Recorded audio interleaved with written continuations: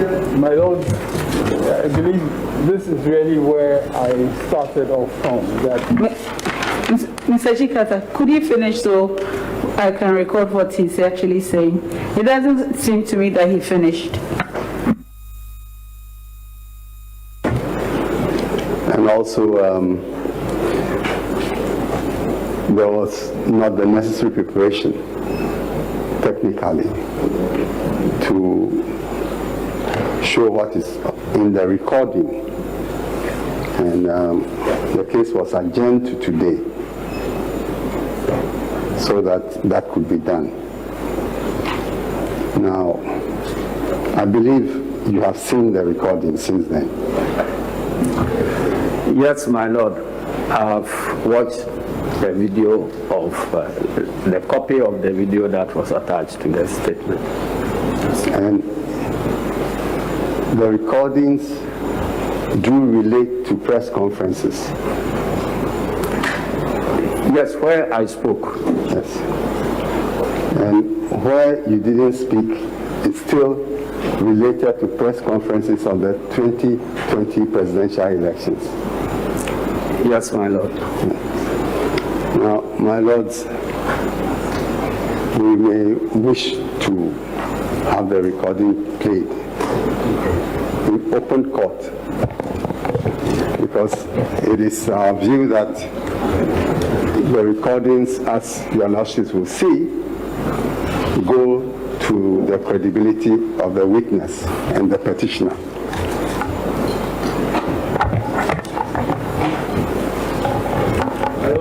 as we have indicated from the beginning, if they are being shown in order to deal with issues of credibility, we don't have any issue with that. Our concern is that it's not an issue of admissibility. And my lords, this was why I needed to clarify your last order, because the admissibility comes first. It must be admitted before we see the relevance. In that event, we are objecting to the admissibility. In that event, we are, if the issue of admissibility, I thought the witness counsel was cross-examining him some few moments ago, and he said he had seen it and he had watched it. Maybe you have other legal objections. You can be recorded as such. No, the legal objection is that it cannot be admitted through this witness. It is not admissible through this witness. No, the witness said he did speak to He says he has seen it, but it can't be admitted in evidence in this court through him. Okay. It is not something from his custody. He says he has watched it. It is not from his custody. It is not a recording made by him. There is no, he cannot authenticate. He cannot authenticate that video. The witness has not said so. The witness has not said so. No, my lord, he says he has seen it, but Seen it. on the basis of that, we cannot, on the basis of that, we are objecting to that document being produced in evidence through the witness. The proper thing is for them to produce it in evidence if that is what they are seeking to do. That's why it's an exhibit attached to their witness statement. As an attachment to their witness statement, it is entirely open for them to put it in evidence. It is in fact the process that they have initiated, but they cannot tender that video through our witness. They cannot do that. Lords. They cannot do that, and we respectfully object to that evidence by virtue of Section 6 of the Evidence Act.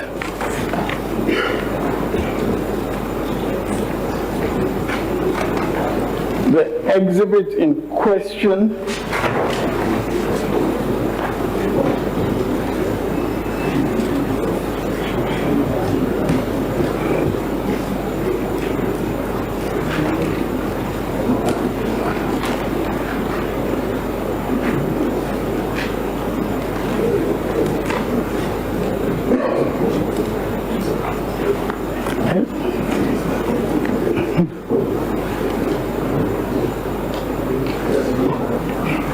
the exhibit in question is not coming from the custody of this witness.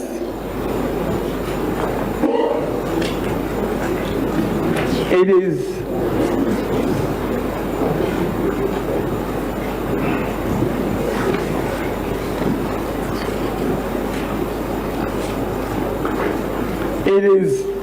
according to counsel,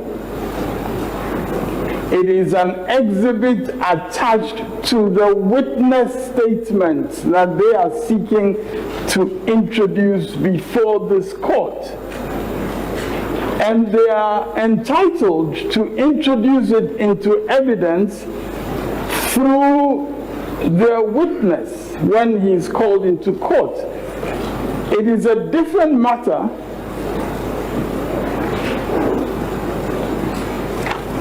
if you try to ask the witness on the opposite side to be the one to tender it. My lords, we cannot have it tendered through that witness. And my lords,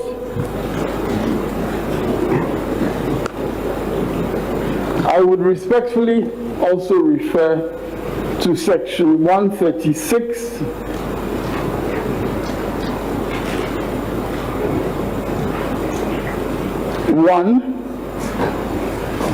which indicates, which provides as for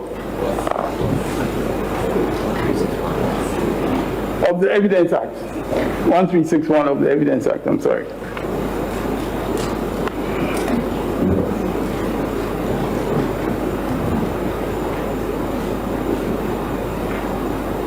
Where the relevancy of evidence depends upon its authenticity or identity, so that authentication or identification is required as a condition precedent to admission, that requirement is satisfied by evidence or other showing sufficient to support a finding that the matter in question is what its proponent claims.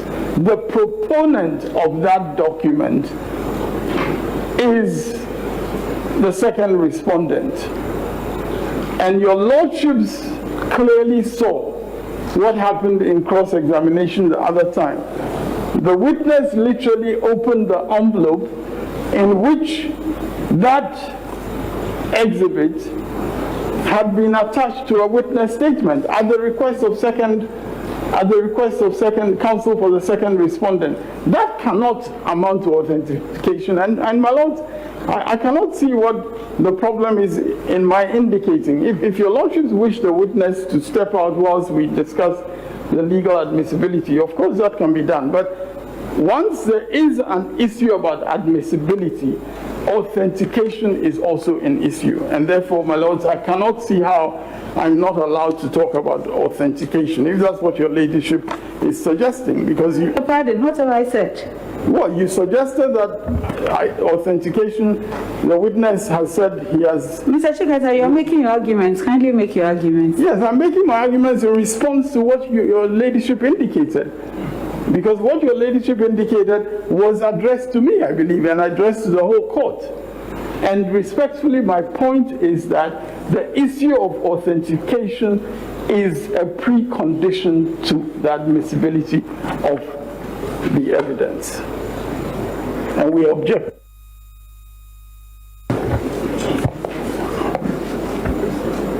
Your Lordships, with all due respect, the objection being raised by counsel for the petitioner is misconceived. And it is misconceived for the simple reason that the witness has identified the evidence that we seek to tender through him.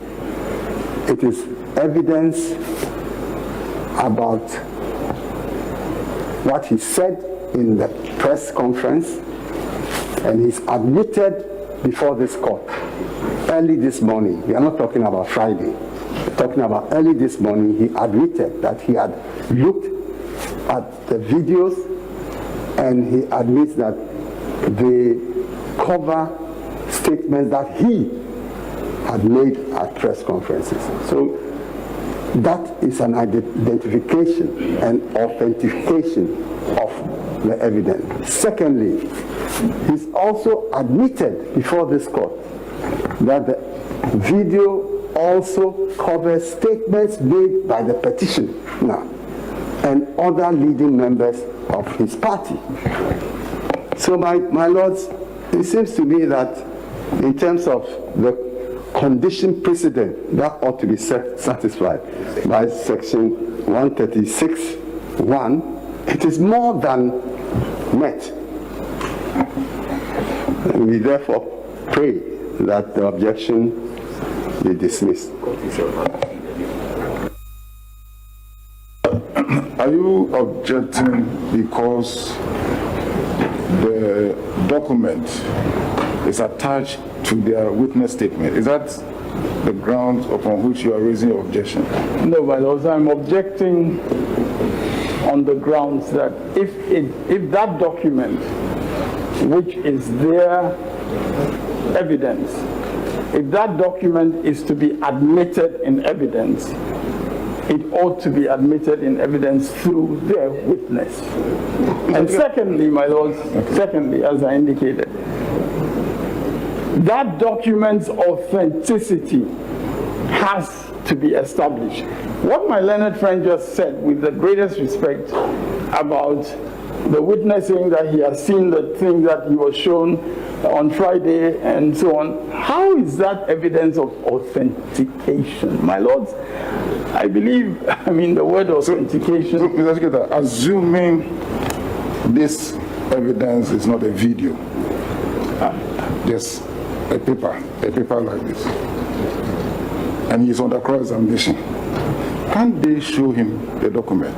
My lord, Mr. Secretary, if I may land, can't they show him the document and then ask him to identify the document? And if he so identifies, can't the document be tendered through him?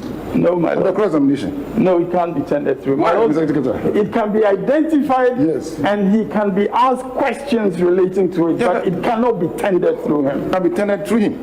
My lord, it cannot be tendered through him. He can.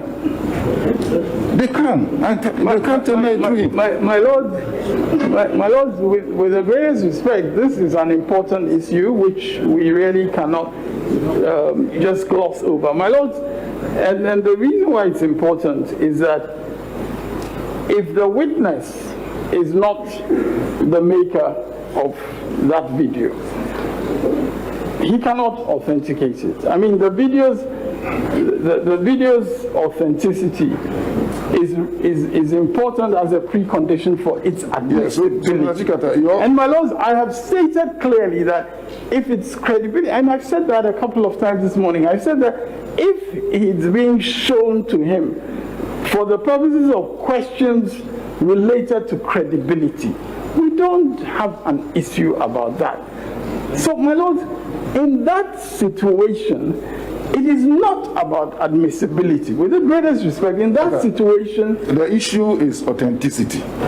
We haven't even seen it. Yeah.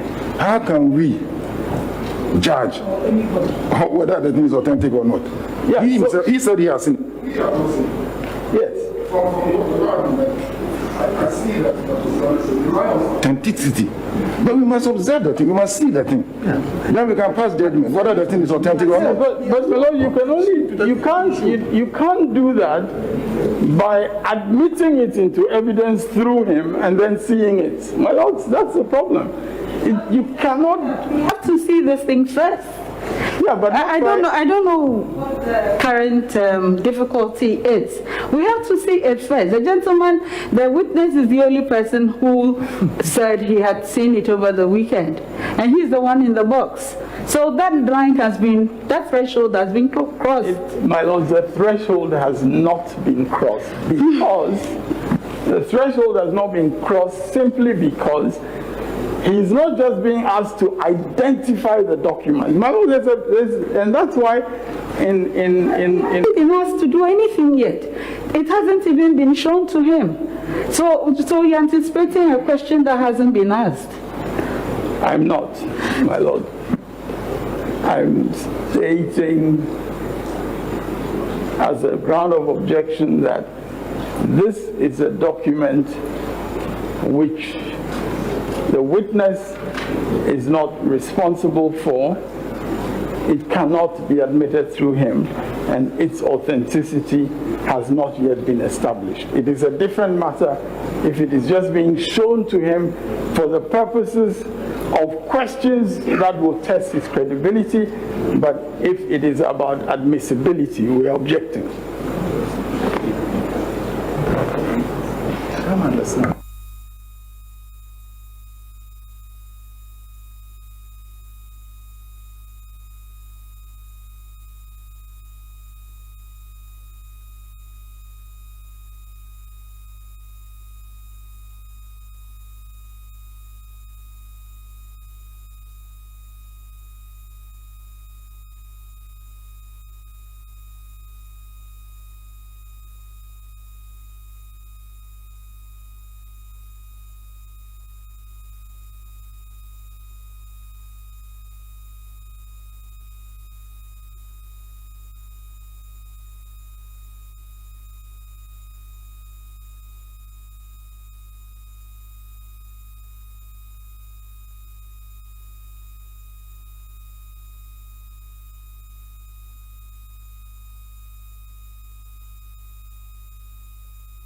My Lord, if I may just finally indicate that if it's identified, it is still open to them when their witness comes for them now to tender it. That's how.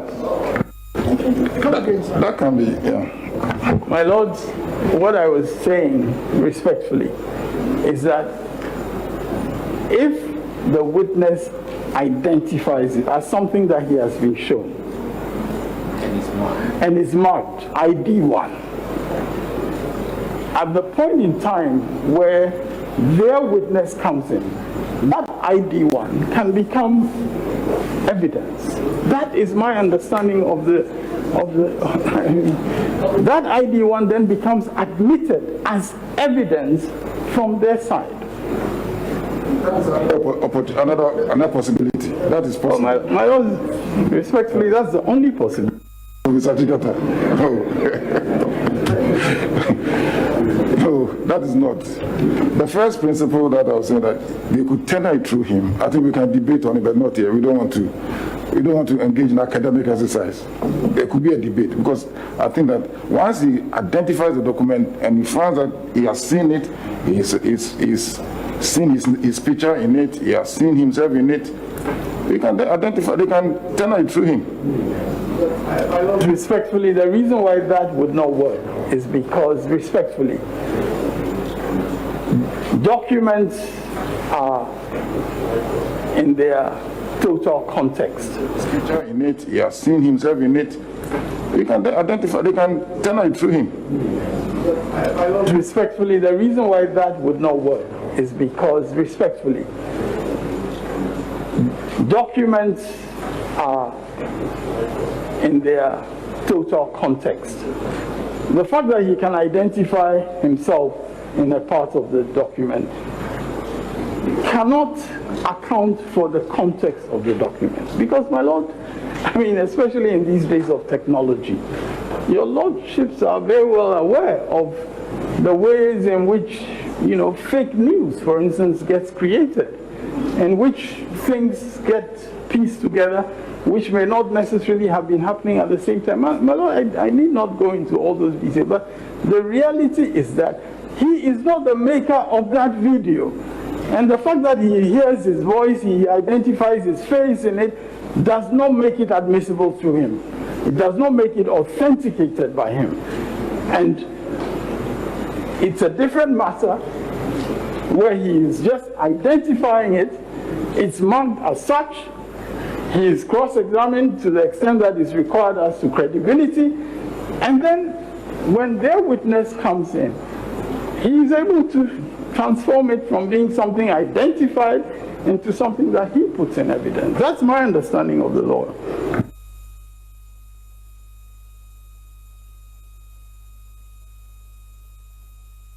Video to be played for him to identify it.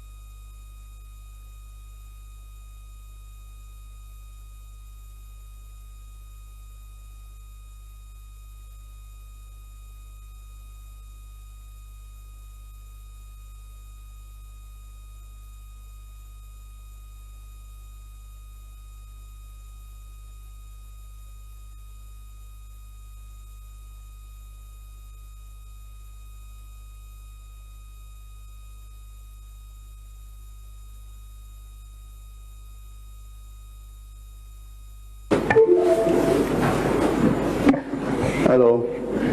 Can we request that you play the whole video, so that no allegation of lifting anything?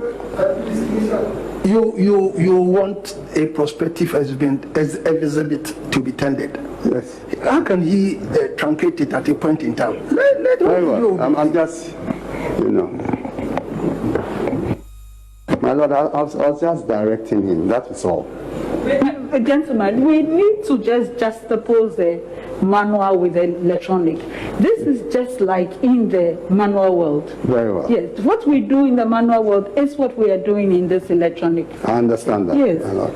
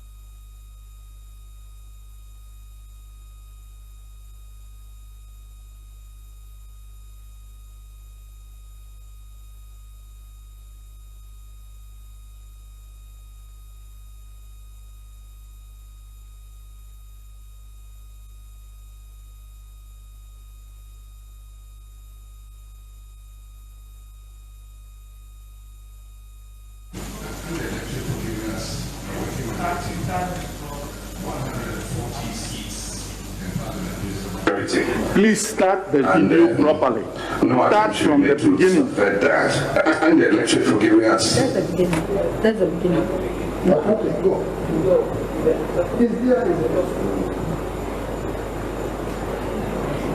A working majority in Parliament, 140 seats in Parliament, which is a majority, and no attempt should be made to subvert that. I've looked at the results we've collected so far, and I'm excited, I'm happy with the results, and we won in 10 regions out of 16, and the Ghanaian people have expressed confidence in us. We will resist any attempts to subvert the will of the people. Have won this election by some 6,166,385, and that constitutes 50.15%. Only to begin by expressing my deepest gratitude to you for your tremendous support, which you expressed overwhelmingly and convincingly at the polls. There's no doubt that Ghanaians from every region of this great nation of ours voted for change. And we did so in both the presidential and parliamentary elections. He has won 141. That proves that in a clear majority and will be giving President Mahama the needed majority in Parliament to be able to conduct his business as president.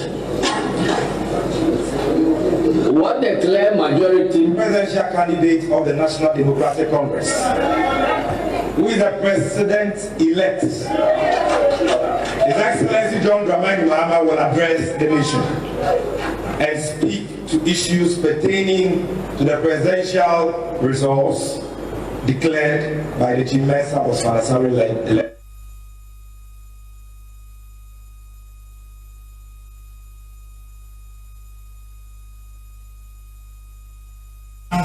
parliamentary majority as we speak.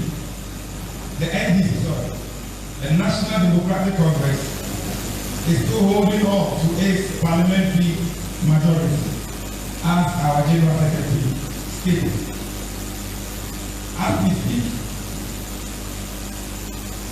we know that we have won 146. Ladies and gentlemen, our collation so far indicates that our presidential candidate, President John Dramani Mahama, is ahead, and we are expecting that the Electoral Commission will very soon come out to declare him the next president. Let me repeat. Let me use this opportunity to ask a matter of urgency and importance. Call on the outgoing president, President William Akufo-Addo, to concede in the interest of our sovereignty, in the interest of the sanctity of our democracy, in the interest of the very people that we claim he wants to fight for. He must concede defeat, and it's very important. Let me declare presidential results. Apart from chairperson of the Electoral Commission. But the Electoral Commission will find presidential results will increase over the Mexico. If the various polling stations will declare results. And the results are actually declared at the polling station. It is the Electoral Commission before declared or now or office here. Okay, currently Nancy and you are also to move here, airport nationally. In the end, I say figures I are taken from Electoral Commission polling stations across the country, which I said. President Mahama, Odiyanuma, Obiniku. Now, the LC. Our parliamentary level no here. And results are from Electoral Commission returning officers here. One declare a call for winners already. 141 years. Yes, sir. And you see a castle for true parliament. On this note, let me announce to all our supporters that you are free to relate.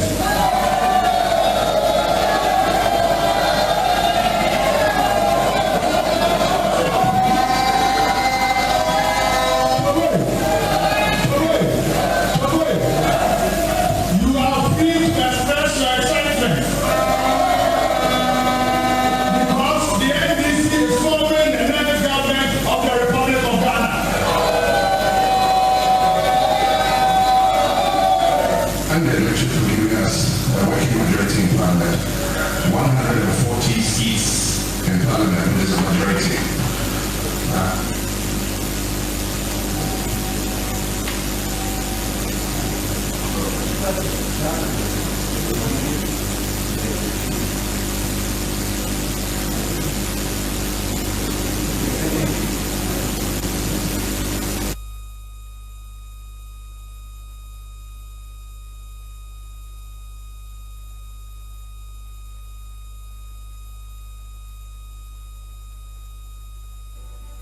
Begin by expressing my deepest gratitude to you for your tremendous support which you expressed overwhelmingly and convincingly at the polls.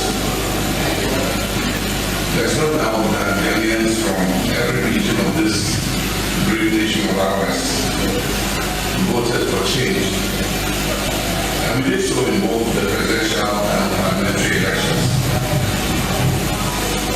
I'm a staunch believer in the experiment of democracy, a system of governance that allows the ultimate decision-making power to rest in the hands of you, the good people of Ghana. We the people who, with an eye towards the future we would like for our dear country, elect representatives to go forward and realize our mission.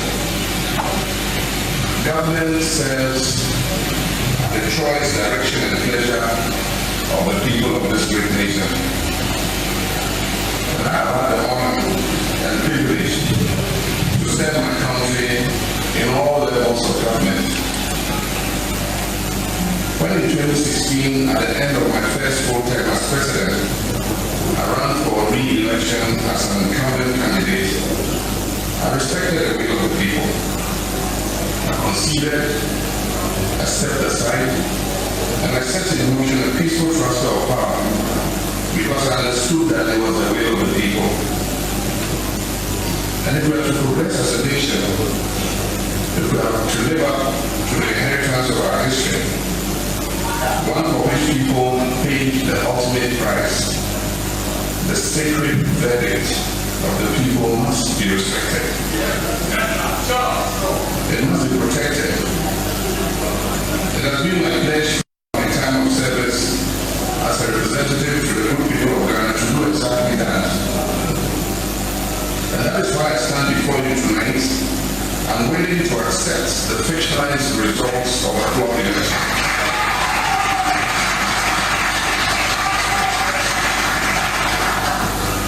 Brothers and sisters, it is important to remember that the government that is in power controls all of the state resources and oversees all of the state's institutions.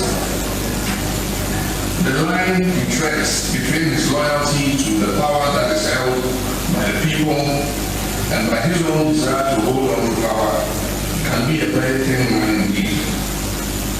We went into the 2020 presidential and parliamentary elections with assurances from the Electoral Commission and the relevant state actors that it will be conducted in an atmosphere free from fear and that it will be fair, transparent, and credible.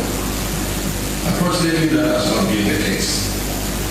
What we witnessed across the country from Monday, 7th December 2020 exposed a deliberate plan to manipulate and predetermine the results of the election in favor of the incumbent candidates,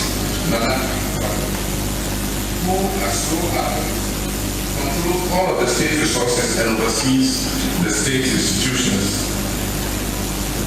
Despite all of the ruling parties' inducements, use of monetary enticements, and other such schemes on a scale never before seen in the history of this country, the good people of this country understood what was at stake, and it was clear as the results of the votes that were legally cast that the National Democratic Congress won the presidential campaign.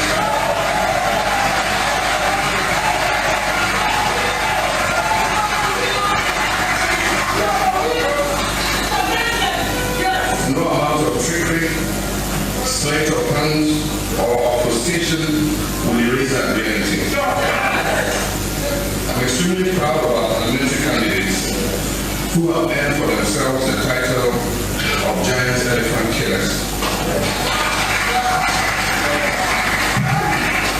We went into the parliamentary elections with a deficit of 63 seats. We made up for our 2016 losses and we're now set to become the majority in Parliament. This historic feat after only one term demonstrates the strength of our great party and the strength of the mandate given to us by the good people of Ghana to lead. In respect of the presidential elections, the facts and figures available to us from pink sheets and other evidence that has unfolded across the country indicate that numerous steps have been taken to manipulate the results of the election in favor of the incumbent. This calls into question the credibility of one of our most important institutional pillars of democracy, the Electoral Commission. It is now obvious to many objective minds that the Commission and its chairperson have been used to manipulate results from the various constituencies, and in that process seek to subvert the sovereign will of the Ghanaian people. Brothers and sisters, one matter requires special mention. The use of the military in this election is unprecedented in our history. Armed forces featured heavily as an intimidating measure to reverse election results, and they continue to be used in the same intimidating role to insist on recounts in areas in which the incumbent has lost, while unchristian election officers during these supposed recounts. We will not accept anything short of a declaration of the legitimate result.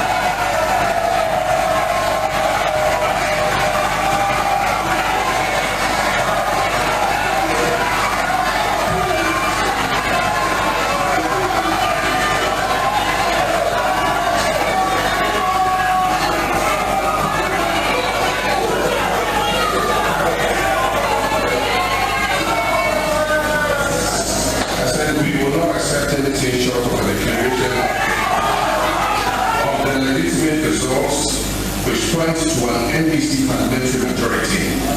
My brothers and sisters, recently since the inception of the Fourth Republic, final election results have always been declared within a 72-hour period to allow for thorough and diligent coalition. Surprisingly, this Electoral Commission chairperson announced quite suspiciously, and for reasons known to her, a hurried 24-hour deadline, which, as we all know, could not and would not be met. The chairperson of the EC, in less than 24 hours after her declaration, has admitted that she made unacceptable errors which go to the heart of the entire electoral process and cast deep doubt on the credibility of the announced outcome. The Electoral Commission of Ghana has never brought its credibility to this historic low. At such a crucial moment, and the election will be with us by working on it. When President John Mahama will be declared as the president-elect of the Republic of Ghana. We had you earlier on and bid bye to the NPP people here. What's the assurance that you have that giving you that you have that to think, okay, at this moment they are saying bye to the people? I'm sure you have monitored the media. Initially, they speculated 31% of the NDC in the Ashanti. Their own press conferences, they indicated that the NDC has only done it to 1% of the total amount of votes cast in the Ashanti region. Because they know that anything above 25% is a victory for the NDC. So we are surprised that they are not sticking to their 21% after the announcement has been made. But they are signed, they are appended signature to the about 26% of the Electoral Commission has it announced at the regional level. And like I indicated, let anybody come out and dispute the claims that are made. Historically, in the Ashanti region, any time NDC carries about 25% of the total value votes cast, naturally, we have made it to the first house. So this is a victory for NDC. You are right that we are able to add additional seats to our pre-existing seats in the Ashanti region. It is non-negotiable, it is established that John Mahama, inshallah, a few hours from now, will be declared as the president-elect for the Republic of Ghana. And they are right, they know quite well. We are all waiting for the declaration to be made. Thank you very much. And we have... And the election to be with us, a working majority in Parliament, 140 seats.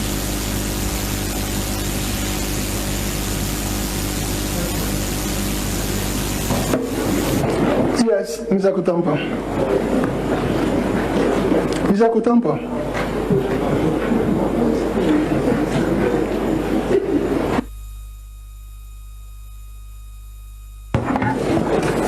Mr. Nketia. Yes, my lord. I believe you admit that the video recording that we've watched show you saying that the petitioner had won the elections? My Lord, I have watched the video, and I've watched it here. I stand by every word, every punctuation, every sentence that relates to me, Johnson Asidun Katia.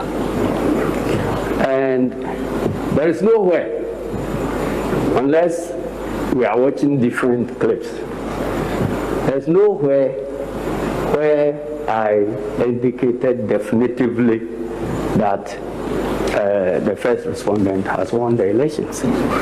What I said was what I put in my answer last Friday, that we have won majority of seats in Parliament,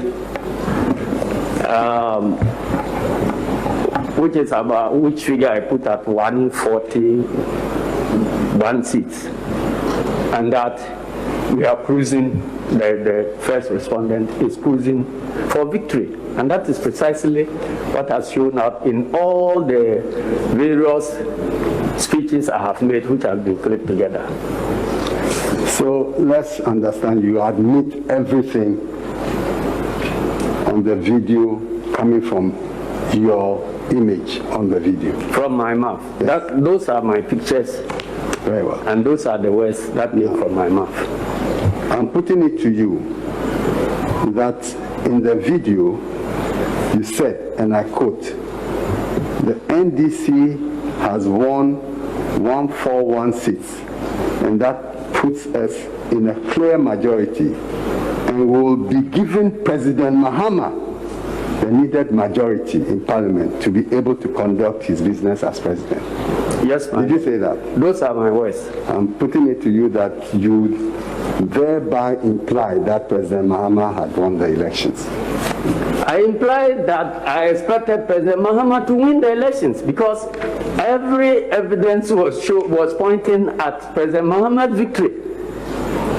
And in fact, my lords, if you permit me, in all the 7 parliamentary and presidential elections that have been held in this country before this one,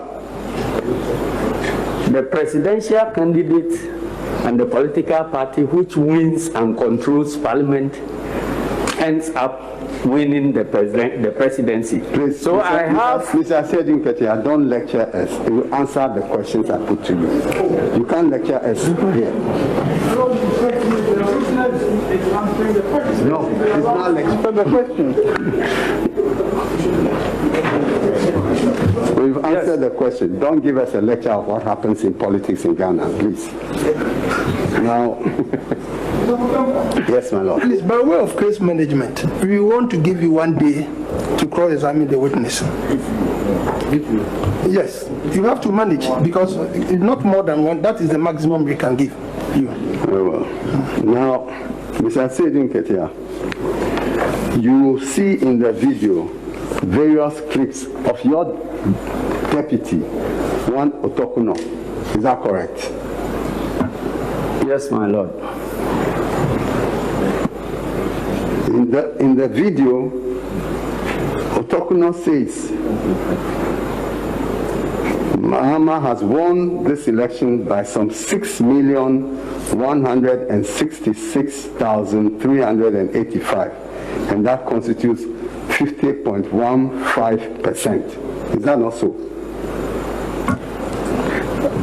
I heard him say so in the video, but my lords, I indicated last Friday that I was present at the press conferences addressed by my good self and the petitioner, and I did indicate clearly that I will not be in a position to testify about whatever any other official of the NDC has said at their various press conferences. That was what I said. Hello, I'm putting it to you that the press conferences that have been shown are press conferences organized by the NDC as a party? Yes, my lord. The NDC has 38,000 branches. Each branch can organize a press conference in their own right. And we have regions. Each region can organize press conferences in their own right. And there are at national level, we have various departments. They can all organize press conferences in their own right. And the General Secretary does not have to be present at all such press conferences. Now, as a General Secretary, these press conferences were organized with your consent and knowledge.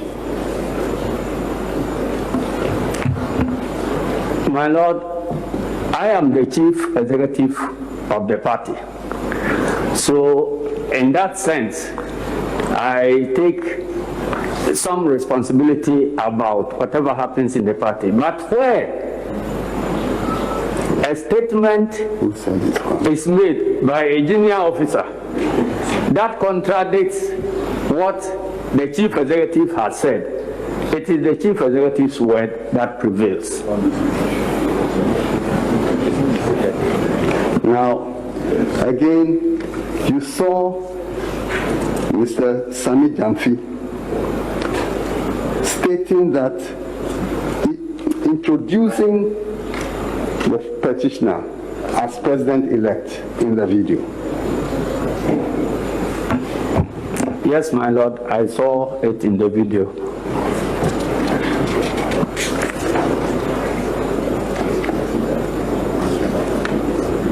Then again, your deputy, who works under you, said, "Let me announce to all our supporters that you are free to jubilate. You are free to express your excitement because the NDC is forming the next government of the Republic of Ghana." Is that correct? That's correct, my lord. My lord, I'm not aware of any restrictions on jubilations of the right of party members to jubilate over election results anyway. I'm sure this is correct. And then your representative from Ashanti region, Kwame Zu, your regional secretary, said that President Mahama will be declared as president-elect of Ghana. Historically, whenever NDC gets more than 25% in Ashanti, they go to the Flagstaff House. Yes, my lord, I heard it. So I'm putting it to you, Mr. Asiedin Ketia, that the thrust of all these statements in the various clips is that President Mahama had won the 2020 presidential election.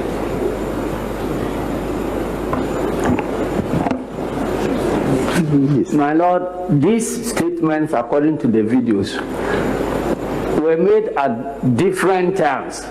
I didn't ask you when they were made.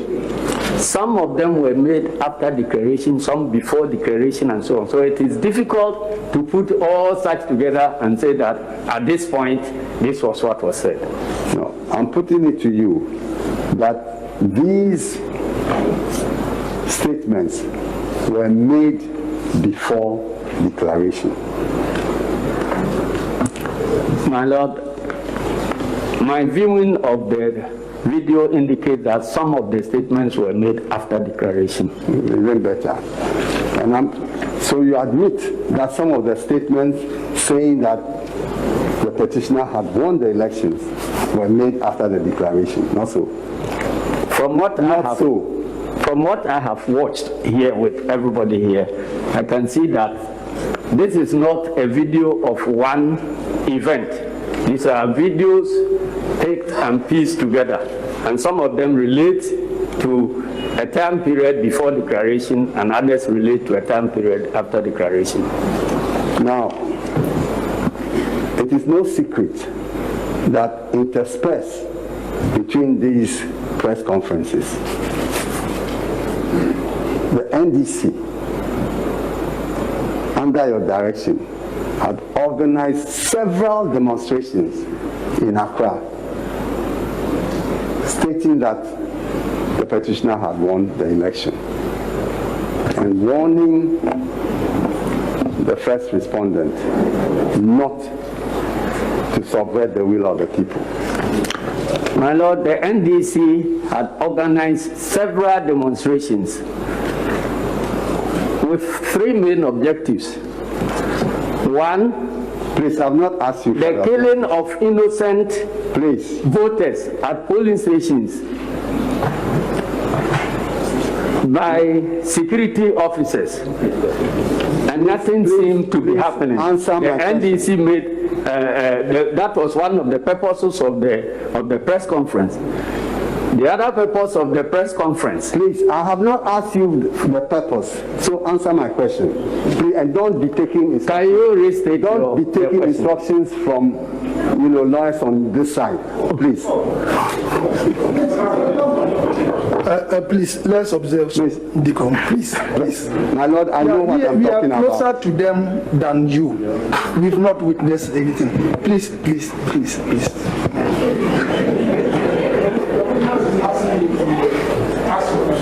Yes, please answer my question, and you had your opportunity to write your witness statement.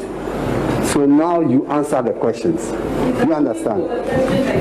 Please, I'm asking the question again, and I answer according to my ability and what I consider to be the answer to the question. I'm saying that interspersed between these press conferences, yes, the NDC organized a series of demonstrations, the object of which was to... The thing is loaded. You see, it is double-barreled. Can't you break them? Organize a number of demonstrations. Is that so? Yes, we did. And one of the clear objectives of these demonstrations was that the petitioner had won the elections and the EC should not subvert the will of the people. My Lord, the objective that relates to the presidential elections was that the results as declared were flawed. And the commission itself had accepted that the results were flawed, and that's why they kept changing the figures. So you admit that you said that the results were flawed. Yes. Who, in your view, won the results? The elections? My Lord, who? We are not interested in winning or losing a flawed election. Very well. We want the election, we want to be winners of an election that is credible. Now, it is also true that notwithstanding all these statements that your party, yourself, and the petitioner had made that the petitioner had won the election, when you eventually filed your petition, there was nothing in the petition about the petition having won the election. My Lord, I have indicated earlier. No, please answer my question. Please, I'm about to answer the question, unless you are not ready to listen to the answer. I've asked you that when you filed the petition. Yes, my Lord. Yes. There was nothing in it to the effect that the petitioner had won the elections. In the petition, yes. Now, again, you claim in one of your statements that elections were won in the polling stations all over the country.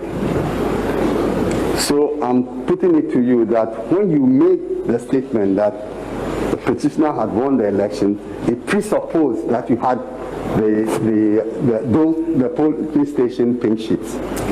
My Lord, I indicated that I never said that the petitioner had won elections. Now, when the petitioner was telling telling the whole nation that the NDC had won both the parliamentary and presidential elections. On what basis was he making that statement? Mr. Gutamba, you can address on it. Yes, you can address on it.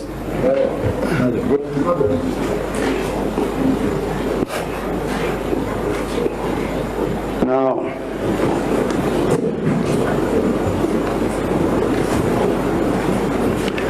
I believe that, as you had admitted during cross-examination on Friday, that you had trained agents at all the various polling stations and constituency collation stations and the regional centers. Is that correct? That's correct, my lord. Now, they are all entitled to carbon copies of all the different official election documents of the results. Yes, my lord, they are entitled to. And I presume that in some cases they were denied. You know that you have not stated this important factor in your witness statement. You know that as a fact. My lord, I'm answering to you a question that has been asked. Yes, I'm saying that, and I'm following up, that you know that this important allegation, you have not mentioned it in your witness statement. Yes, I have not mentioned it in my... And the petitioner also has not mentioned it in his petition. My lord, we indicated that that is what ought to be, but as to whether what ought to be was what happened.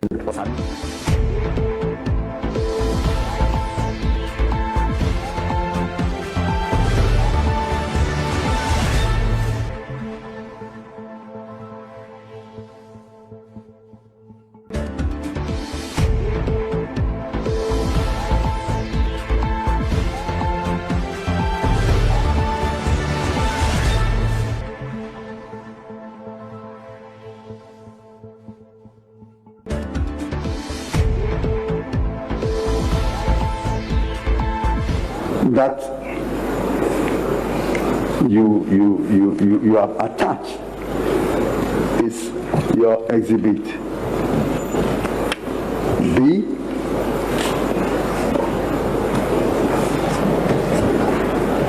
exhibit A is the declaration, exhibit B, the press release, exhibit C, the 11 constituency summary sheets, exhibit D, the summary sheet of Eastern Region, exhibit E, the 275 constituency summary sheets, which you describe as a spreadsheet of the constituency summary sheets released by first respondent on his website. Yes, my lord, I indicated that we chose to rely on the first respondents' own figures, thereby judging them by their own Bible. So it means that you accept the information on those documents of the first respondent. The information suggests... No, I've asked you a simple question. You are saying that you accept the information in those documents as the documents of the election. As per electoral commission, first respondent's account. Do you accept or do you not accept? That's the question you have been asked.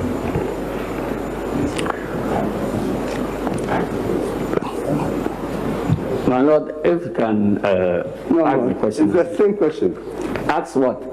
That you accept the information in the documents that you have attached. My lord, I've been advised by my lawyers that that is the information, however flawed it is. We are not talking about what. Don't look there, please. We are not talking. We are not talking about what your lawyers advise you on. We are talking about you. Yes. So what do you have to say?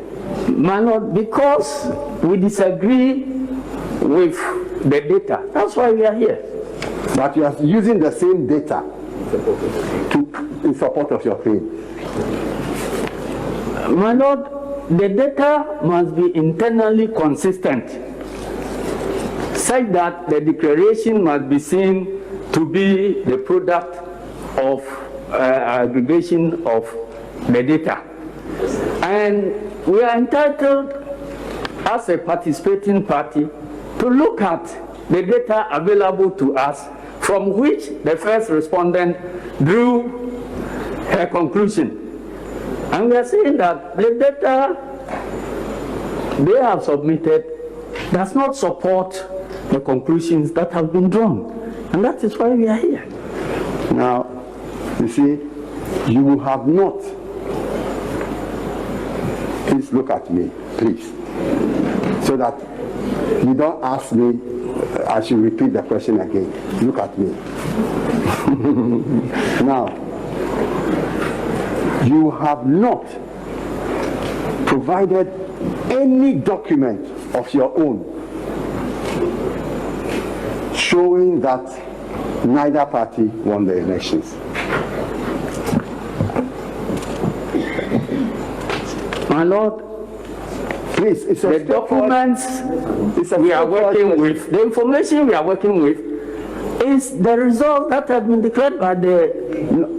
That is okay. I'm saying, as a matter of fact, that you, the General Secretary, who was directing and coordinating the presidential elections, you have not produced a single piece of independent evidence supporting your claim that neither party won the elections.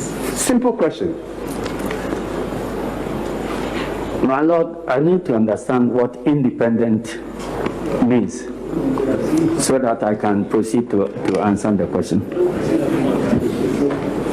Independent by way of NDC's own collated figures, or what type of independence? The carbon, you see, as you know, all the documents that the EC was using to, how do you call it, collate the results from the polling station right up to the regional center, you had carbon copies of them, don't you? Yes, we do. And I'm saying that you have not put together your carbon copies to show that indeed nobody won the elections. Yes, my Lord, because that is not the purpose of our petition. So you say what is not the purpose? I'm saying that we did not come to court to come and take over the work of Electoral Commission, but we are entitled, if we see the results are flawed, they are not born out of the data, we are entitled to challenge and to insist that we must have a credible resource that and a declaration that is based on the votes that were cast at the polling stations. That's okay. I'm saying that you have not provided any basis of your own for your call for a runoff. No, my Lord, we haven't brought that data here. We didn't consider it necessary to our case to bring any such data here. You see, do you know why you haven't brought any such document? It is because all the documents you have, all the authentic documents on the election that you have, show that the second respondent had won the election, so you can't bring it out. That is not so, my Lord, because we produce documents that will support the case we bring to this court. And if the case we have brought to this court is not about coming to retabulate figures the way MPP chose to do in 2013, and we do not need to bring those figures here. We are judging the first respondent by her own Bible. Okay. So the figures that she claimed were the figures that were generated, and the conclusions that were drawn. We are saying that the conclusions are not born out of the figures she herself has presented. So, Mr. Sedin, I'm saying that indeed your claim for a rerun between the second respondent and the petitioner is based on the verbal slip made by the chairperson of the first respondent in mentioning the total votes cast rather than the total valid votes cast as the basis of determining the percentages. My Lord, do you understand the question? Please ask if you think I don't understand it. Can you repeat it? Yes. I'm saying that your claim for the rerun is based on the simple slip, verbal slip that the chairperson of the first respondent made when he was declaring the results, in using the total votes cast rather than the total valid votes to determine the percentages. Is that not correct? My Lord, we disagree that it's a verbal slip. No, because a verbal slip in reading out figures would have meant that you read one figure instead of the other. But from subsequent corrections that the first respondent sought to bring up, the figure she mentioned and the correction that was made was not related to the figures of the day at all. Because if you have maybe total votes cast in one column and then total valid votes in another column, it is possible that you read total valid votes for total votes cast, but they will be the same thing. So when you come back to allege that it was a verbal slip, we expect that the correction that you made will relate to the figure which you thought you were reading.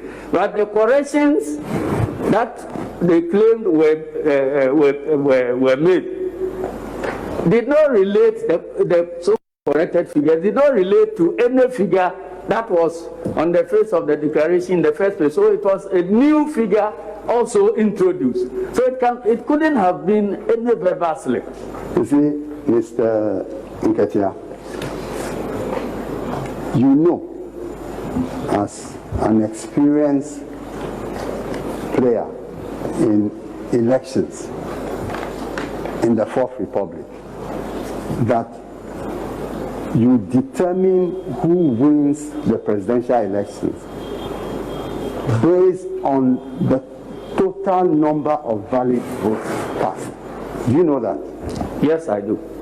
And you know also that it is completely impermissible for anyone to use the total number of votes cast as a basis of determining the percentages. You also know that? Yes, I do.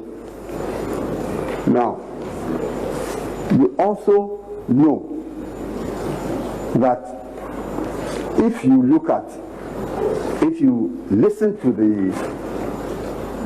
your exhibit A, that is the press conference declaring who won the elections.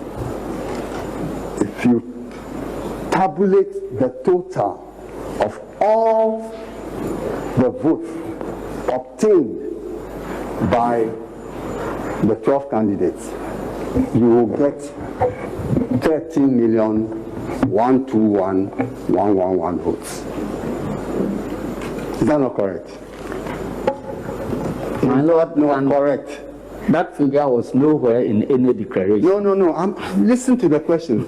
I'm saying if you tabulate the results obtained by each of the 12 candidates and sum them up, you get a total of 30,121,111. Is that not correct? My Lord, is that not correct? As per the figures released by the Electoral Commission, that is correct. Okay. Now, you see, therefore, that being the case, you are not permitted to use any other number to calculate the percentages. My Lord, no, it's a simple question. I was not involved in the calculation leading to the declaration. Look at here, please. Yes. Now, the cross-examination, you don't trade questions with the lawyer who is cross-examining you.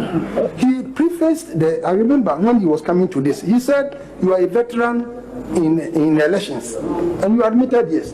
Yes. Who in Ghana doesn't know the role you have played? Yes, Yes. my Lord. That was why he is trying to cross-examine you. Don't try to, go wayward as if you are engaging him. Yes, my Lord, we are all learning. So,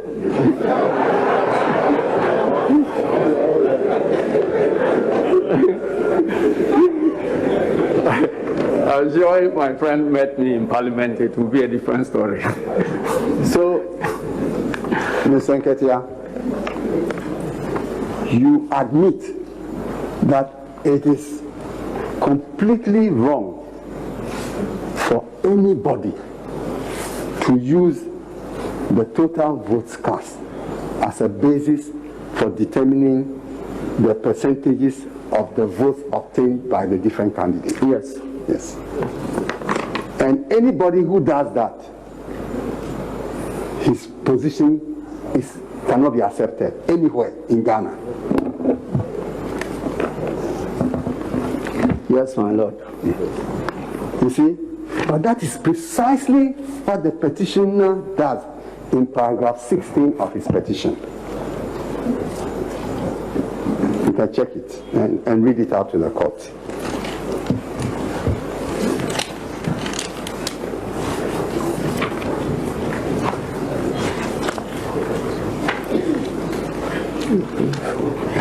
And then Yeah, 16.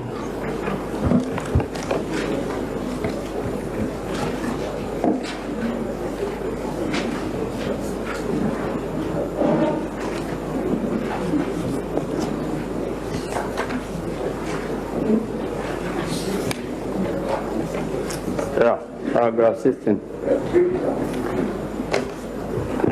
read it out. Consequently, if all votes of the Chiman South constituency were added to the petitioner's case,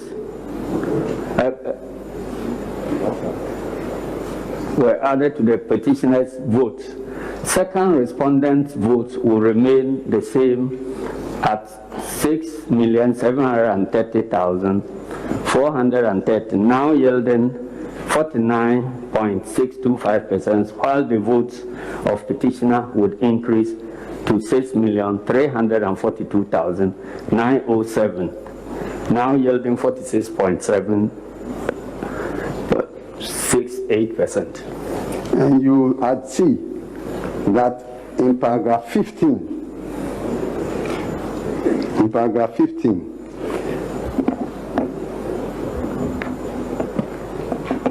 I read paragraph 15. Yes.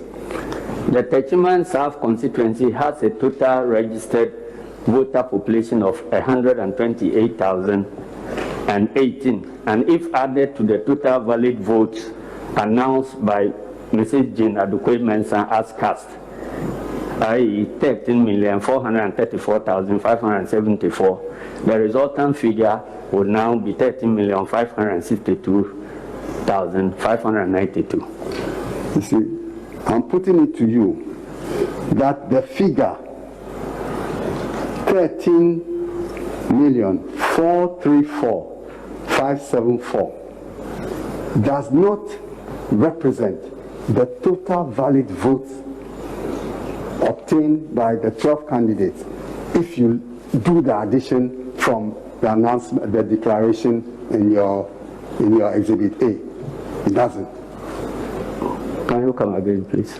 I'm saying, I want to hear the question. I'm saying that if you do your addition of the votes obtained by each of the candidates as declared by the chairperson of the first respondent, what the sum you get is not 13,434,574.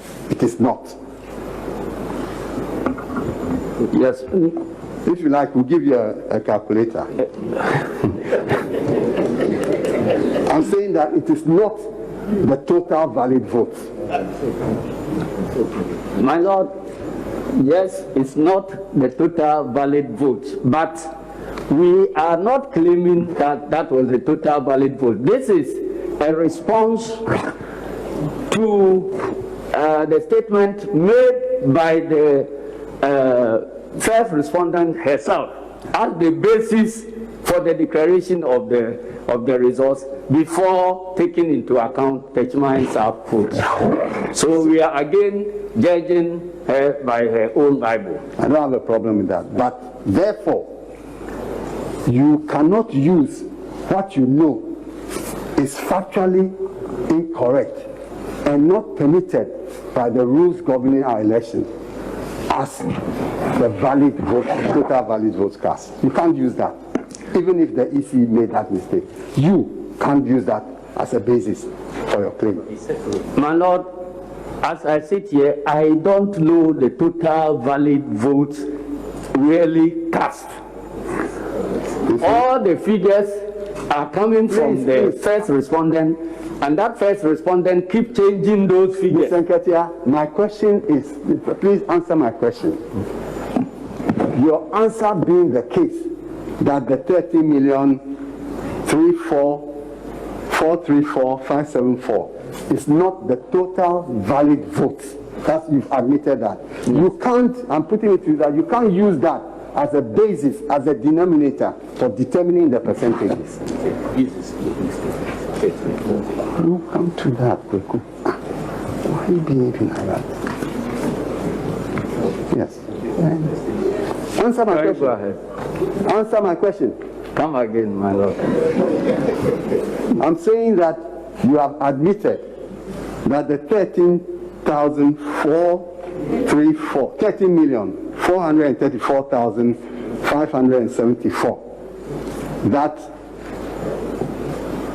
the chairperson of the EC announced is in fact not the total valid vote cast, and that if you do the tabulation of the actual numbers, votes obtained by each candidate as declared on 9 December, you find out that it is 30,121,111.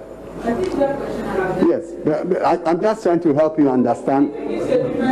Okay, and therefore, it is impermissible for you to use this 30,343,574, even if it was used by the EC chair, to determine the percentages. My Lord, both figures are coming from the same source. I didn't ask you which source. I'm saying it is impermissible for you to use it as the total valid vote cast. If the first respondent declares it so, it must be so. So you see, then if the first respondent declares that the second respondent is the winner, it also must be so. No, my Lord, because that is why we are here. My Lord, if the first respondent declares that these are the figures, we are entitled to rely on those figures. And when we find out that the figures are internally inconsistent. We challenge her conclusions and then we come to a forum like this. You see? Or otherwise, I have been a banker. When a check is written, please, and there are problems with the check, please, not one signatory can cancel. You bring it back to where the check was written, and all the signatories will cancel and make the corrections. We have stated that we were not part of any attempt.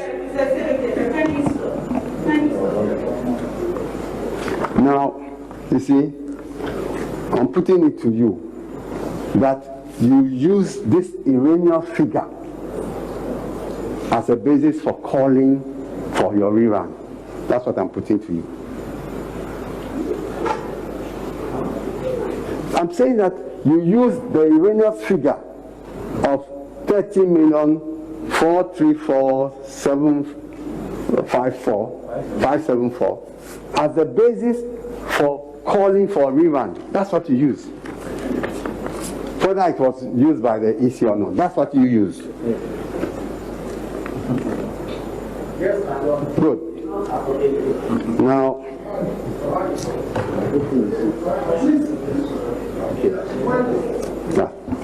so can you answer? Yeah, come again. No, you said, what was your answer? What was the question, sir?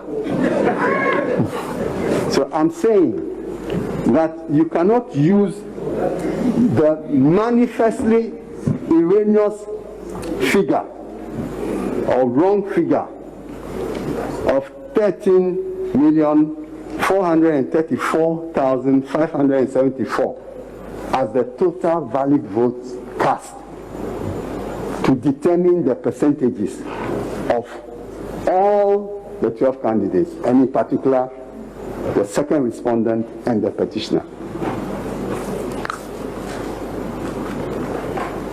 That's obvious. That we cannot use an erroneous figure. I want to get the question well before I can give you an answer. This is the third time I'm asking you. Yes, please do. You cannot use that wrong figure as the total valid votes cast as a basis for your claim that there should be a rerun between the second respondent and the petitioner. My Lord, that is not the only basis for the No, please answer my question. I didn't ask you what other basis. We'll go step by step. Yes, my Lord. Good. Now,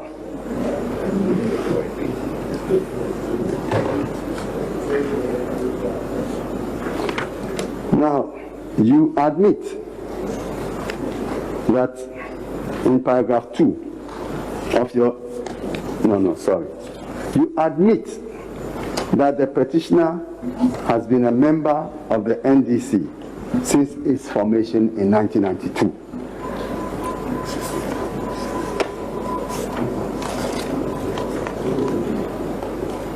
Since its formation, the NDC's formation in 1992. I beg your pardon, we are referring to... Is that not so? We are referring to the petitioner. Okay.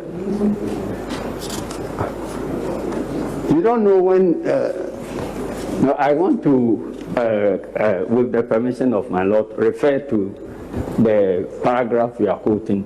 No. No quoting. I'm asking you a general question. Yeah, he's been a if you think you need to, refresh. Yeah, he's been a member of the NDC.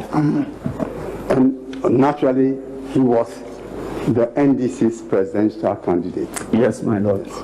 Now, indeed, in your paragraph 2 of your witness statement, can you read? Yes. Your paragraph 2? Yes. To the whole world. I'm the General Secretary of the National Democratic Congress, the political party on whose ticket petitioner contested as candidate for the office of President in the presidential elections held on 7th December 2020. I testify in support of the petitioner's case as contained in this petition. Yeah. Go on.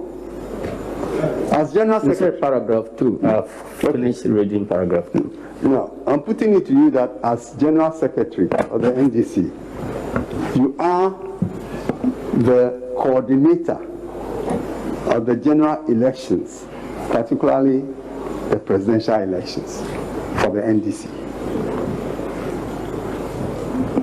I'm the coordinator of campaigns for the party, generally. Yeah.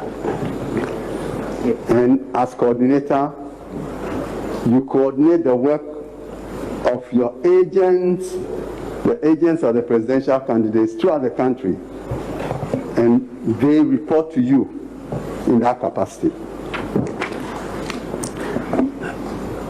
Yes, my lord.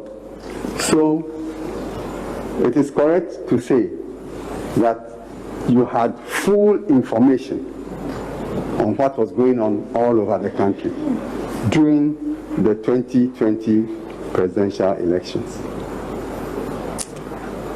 My lord, if I may find out which information you are relating to. I say relevant information as to how the election was run.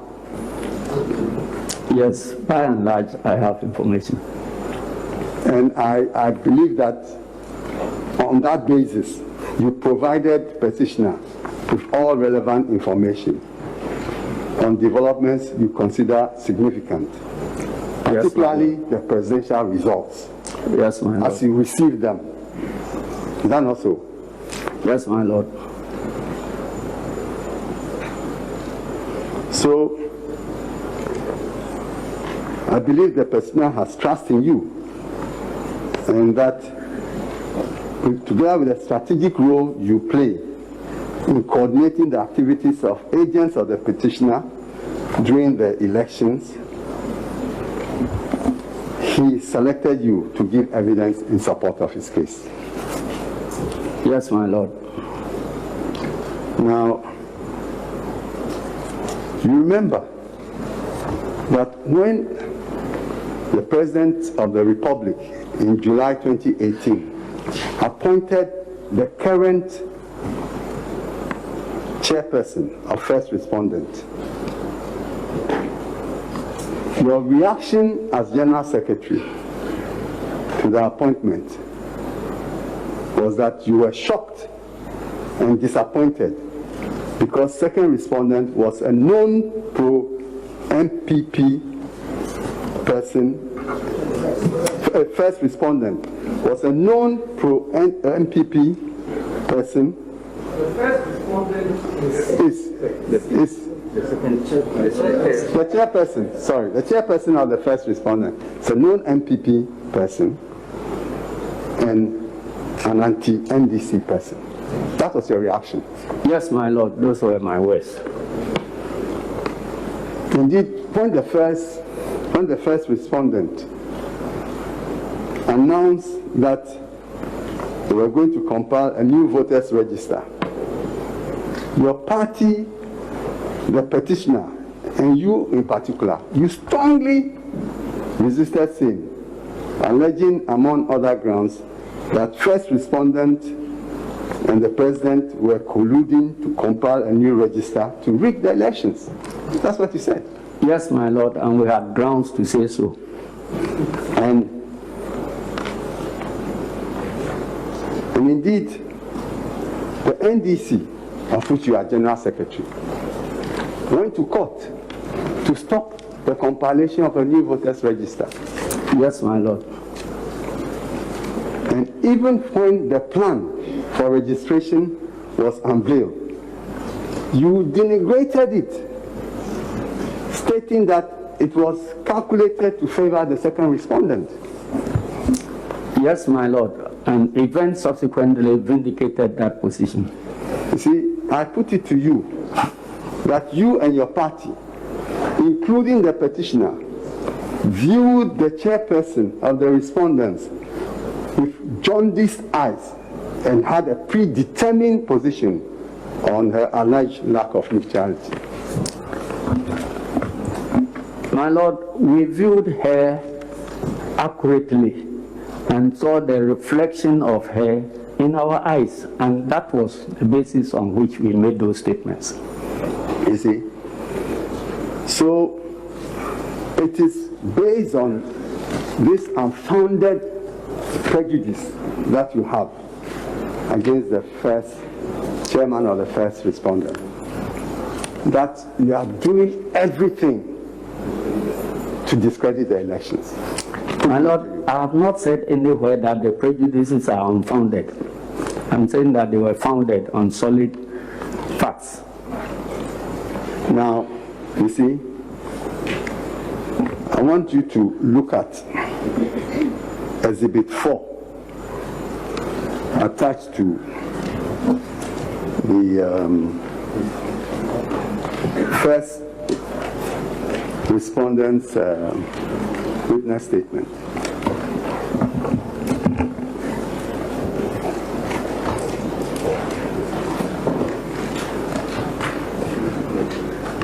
That's what I said.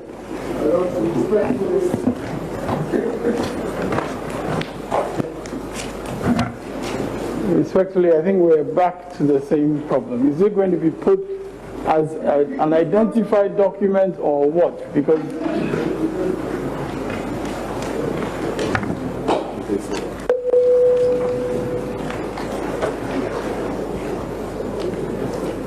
now,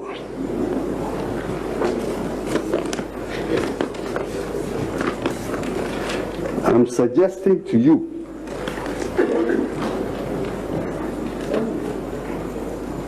for purposes of identification for the time being that this is the official Form 13B, that is the Declaration of Presidential Election Results National Summary Sheet.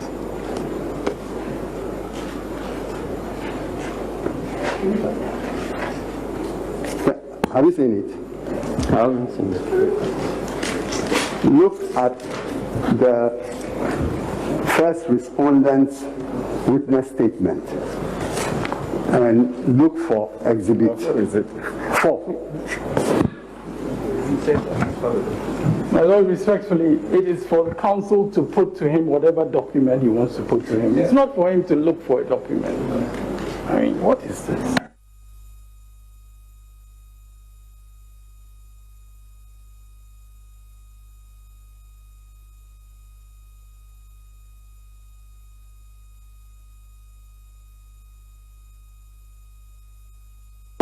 First respondent's witness statement is not in evidence. It's not in evidence yet. Yes. Yeah.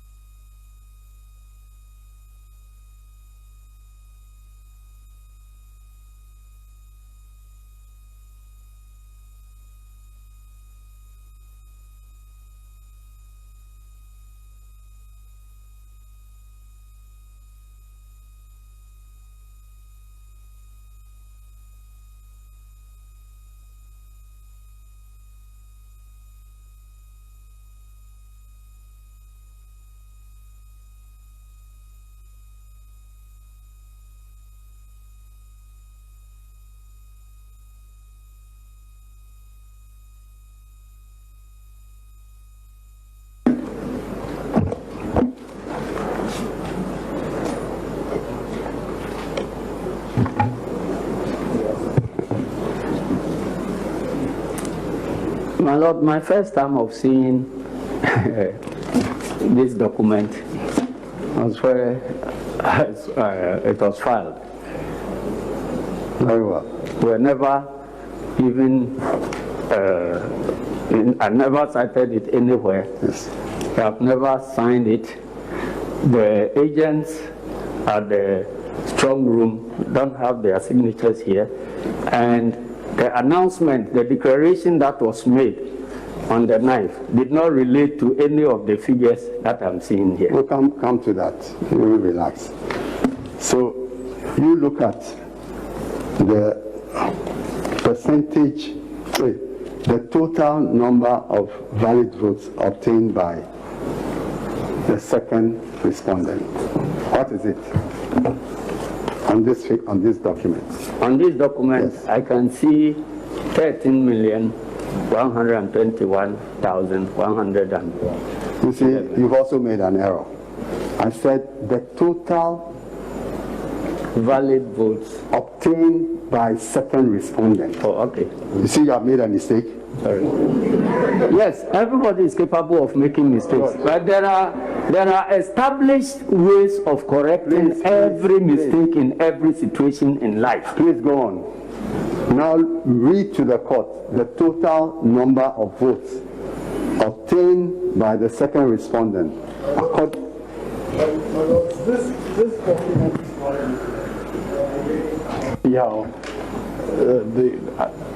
the witness can be made to be reading numbers from a document that is not in evidence. My Lord, my purpose. Yes.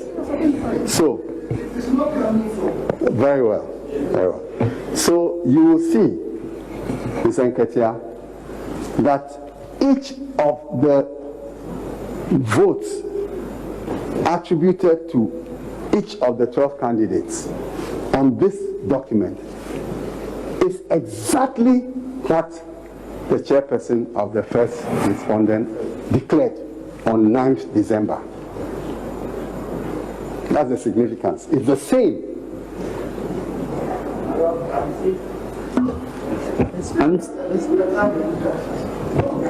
The document is not with me. But that's the problem. You see, you. Mr. Akotampa, you have to be patient. Very well. Both of you can speak at the same time, or you lose. My Lord, us. I'm well advised.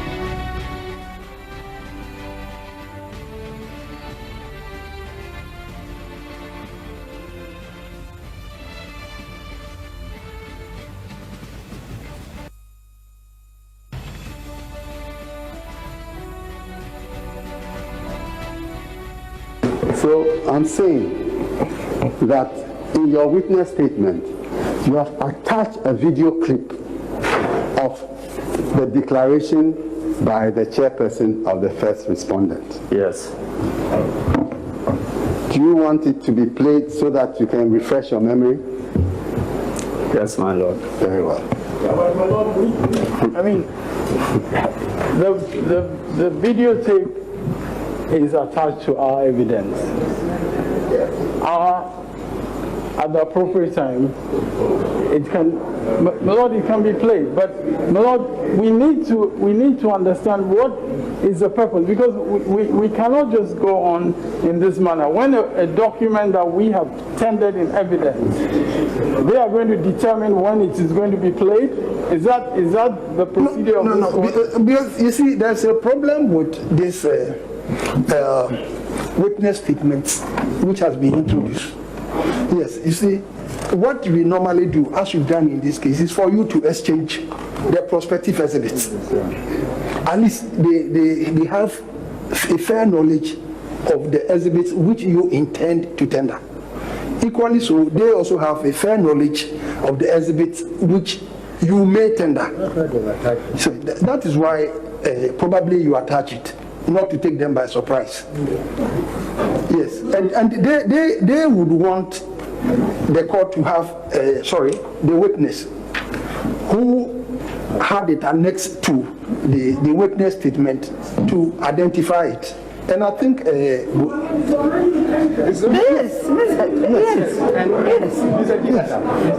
Please. Now, I think that the issue is that counsel for the second respondent is showing the witness another document, their document, and he's saying that some information on this document that he's showing him is the same as the information that you have exhibited. Yes, but my lord, respectfully, that document he has said he saw for the first time. Yes, but you can still ask him. Why is material from that document being used as if it is in evidence? It is not in evidence. He just wants to show you your own exhibit.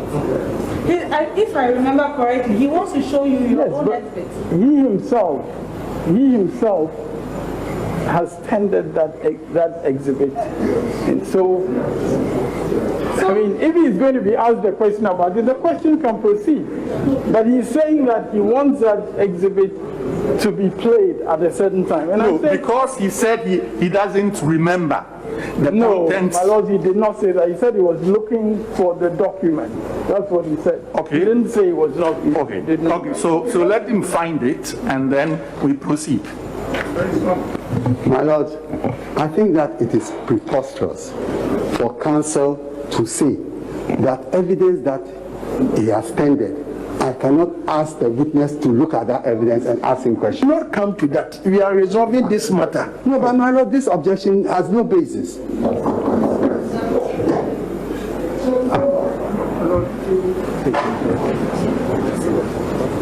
Very well, my lord. My submission. No, he rightly said that it is part of the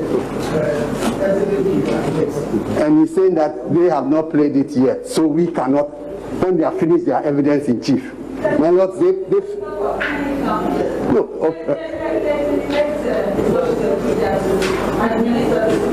very well.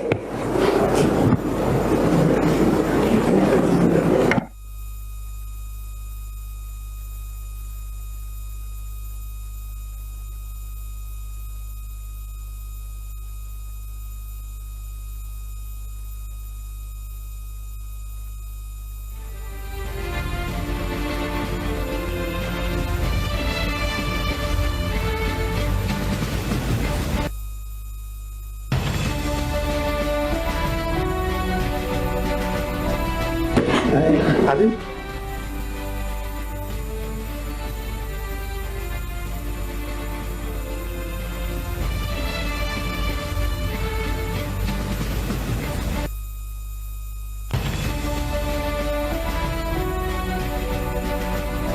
Mr. Kotankwa, could you kindly remind me which exhibit were you referring to? They are exhibit A.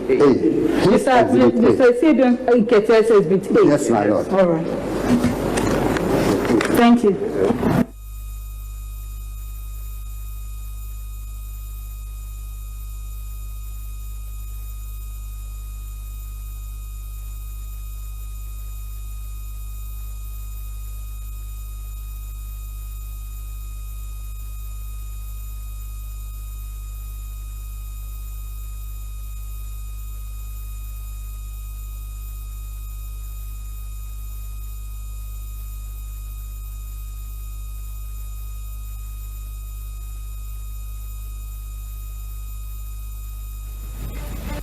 you have your witness statement?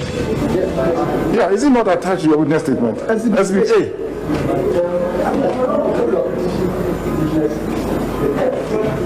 It's not the petitioner's. Yes.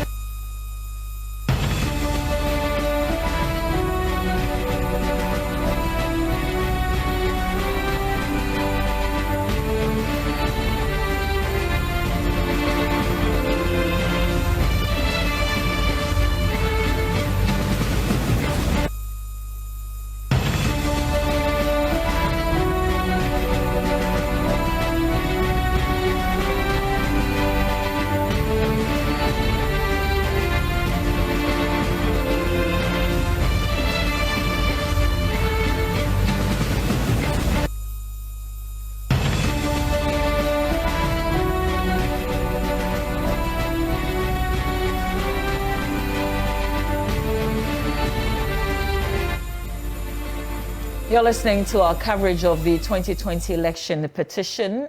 Thank you for joining us. We've been watching, for those of you watching, and of course those listening on Radio on Joy 99.7 FM, lead lawyer for the second respondent, Akoto Ampao, continuing his cross-examination of the petitioner's first witness, Johnson Esiedun Ketia. What is happening now is a document that they want Mr. Esiedun Ketia to cross-check, and then, of course, he'll be asked questions based on that. They've been going back and forth with that for quite a bit now. Kajang Singh's here following the processes as well. I believe they're now airing a video as part of the cross-examination. This is a video of the EC chair. Let's see if we can cross over and capture what's being said. At the end of a transparent, fair, orderly, and timely and peaceful presidential election, the total number of valid votes cast was 13,434,574, representing 79% of the total registered voters. Permit me to present the results in the order of appearance on the 2020 presidential ballot. At the end of the polls, Nana Abdullah Akufo-Addo of the New Patriotic Party obtained 6,730,413 votes, being 51.595% of the total valid votes cast. John Dramani Mahama of the National Democratic Congress obtained 6,214,889 votes, being 47.366% of the total valid votes cast. Christian Kwabena Andrews of the Ghana Union Movement obtained 105,565 votes, being 0.805% of the total valid votes cast. Ibrakabla Greenstreet of the Convention's People's Party obtained 12,215 votes, being 0.093% of the total valid votes cast. Madam Kwesi Adjoko of the Ghana Freedom Party obtained 5,575 votes, being 0.042% of the total valid votes cast. Henry Herbert Lati of the Great Consolidated Popular Party obtained 3,574, being 0.027% of the total valid votes cast. Hassan Ayariga of the All People's Party obtained 7,140, being 0.054% of the total valid votes cast. Percival Kofi Amanu of the Liberal Party of Ghana obtained 7,690 votes, being 0.059% of the total valid votes cast. David Asidi Akesera of the People's National Convention obtained 10,887, being 0.083% of the total valid votes cast. Bridget Acosta Jiboluku of the Progressive People's Party obtained 6,848 votes, being 0.052% of the total valid votes cast. Nana Konegu Ajiman Rollins of the National Democratic Party obtained 6,612 votes, being 0.050% of the total valid votes cast. Alfred Kwame Aisebu Walker, independent candidate, obtained 9,703 votes, being 0.074% of the total valid votes cast. Distinguished ladies and gentlemen, currently the election results we have declared exclude that of the Petition South constituency, which has a total voter population of 128,018.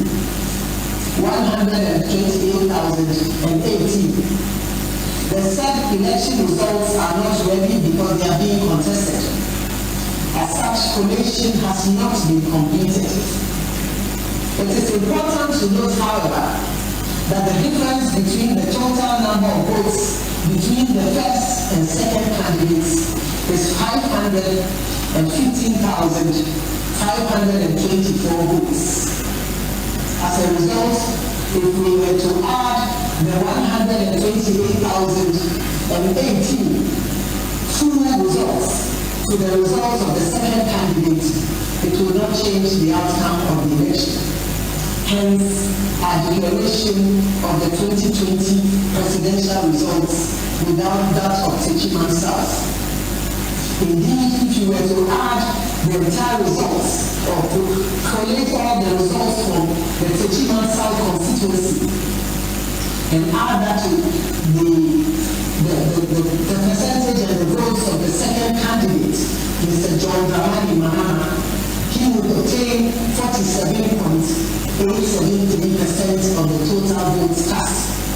And Nana Budanga Kukwado would obtain 50.8% of the total votes cast.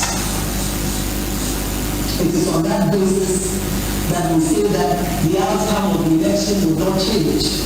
Hence, our declaration of the 2020 presidential results without that of Techiman South.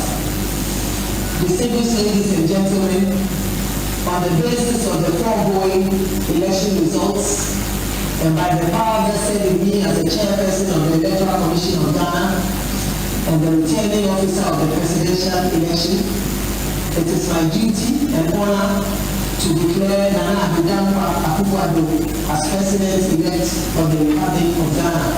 And the election for giving us a working majority in Parliament. One.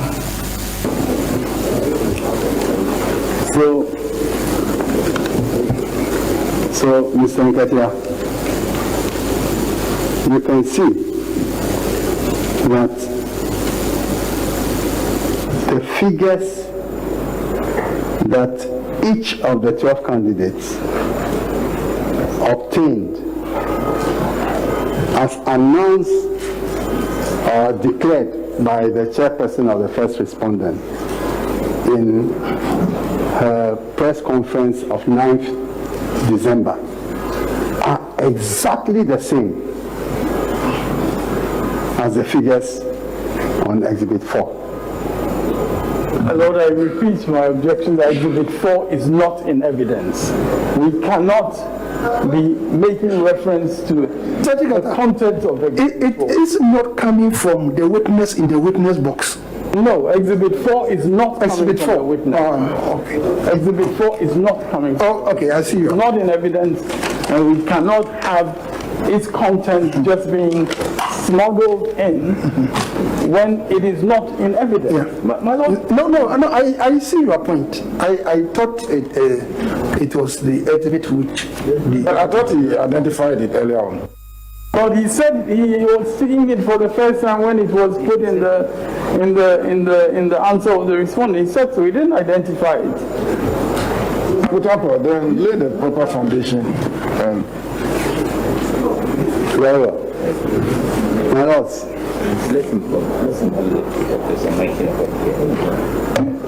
in any event, I'm putting it to you that the figures obtained by each of the 12 candidates in what is attached to first respondents' witness statement. Mr. Kutofa, why don't you limit yourself to what the witness has ended and which has been shown to us? All right.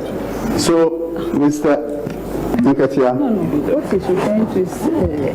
I'm putting it to you that if you do the maths, which you do so, of the valid votes cast or obtained by each of the 12 candidates, you get a total of 30,121,111. Yes, very well. About 1 hour ago. So, can you tell the court what is 6,730,413 as a percentage of 30,121,111? Right. Give him a calculator.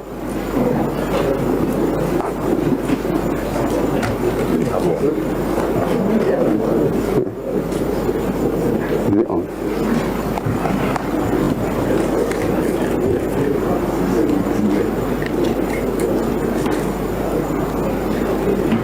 He said,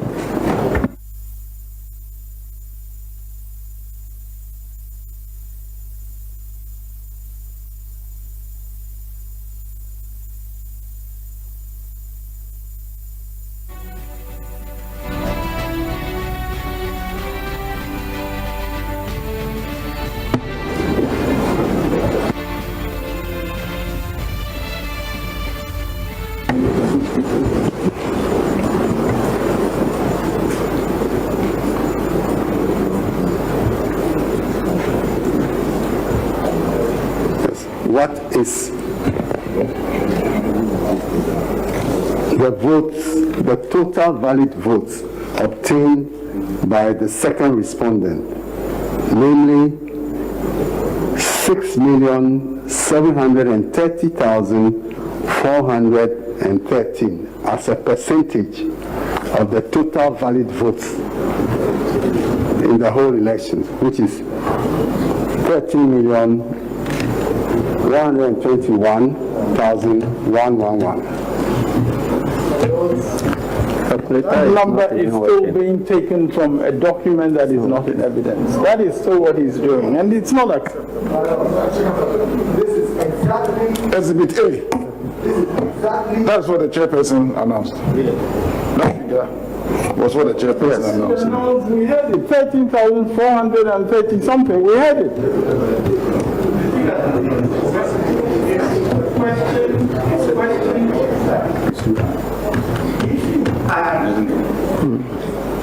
All the numbers, valid proofs obtained by the 12 candidates adds up to something.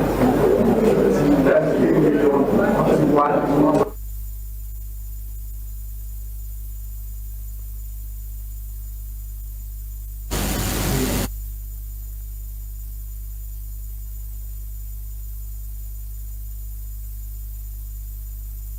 What she stated, and what she stated was that the total number of valid votes cast is 14,434. That's what she stated. We all heard it.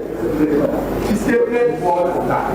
She also stated figures for each of the candidates. And this question is add that one to come to the certificate. And then asking to do the percentage in relation to my Lord, if we can go, we can listen again and take down all the numbers that she actually pronounced and make sure, but we cannot use a document that is not in evidence. He has admitted the figure. The witness has admitted the figure. He has admitted the 13. My Lord, that number is coming from our witness statement indicates. Our witness statement is actually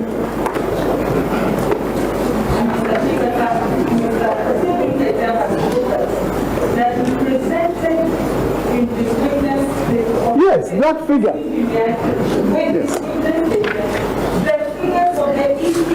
Yes, that is right, and that's why I'm saying that if he's answering in terms of what we have put in our witness statement, of course that's correct, but he keeps going back to his exhibit, and that's... No, I don't want... I'm not suggesting that. I mean, I have watched it many times, but if your lordships want to watch it again... No, the figures, you are disputing the figures. In your exhibit... My lords, I'm saying that in our own petition, we have given this figure, and indeed, that is a matter that will become very clear in time. But in our own petition, we actually had this figure. So that was what the witness was referring to. That's what the witness was referring to. And that he can be cross-examined in relation to it. It's just that we are not talking about an exhibit, something that is not in evidence. My lords, with all due respect, I'm hearing some very strange submissions this morning. My lords, if I may be heard.